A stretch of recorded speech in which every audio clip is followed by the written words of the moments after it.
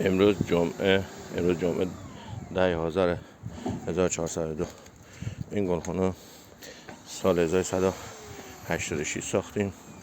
توی این نکا روستای چمان بعد از 16 سال این نایلونش اومدیم بعضی از بخشی از نایلونا وارد شدن تعویض میکنیم. سال 1385 گلخانه ساخته شده. هلالاش گالوانیزه لوله 4، پایاش لوله 5. الان نایلون یووی انجام میدیم. رحمانزاده هستم، پیمانکار ساختندهای گلخانه با 16 سال سابقه کار مفید. 0938 337 56 26 در خدمت همه کشاورزان و گلخانه‌داران عزیز هستیم. التماس دعا.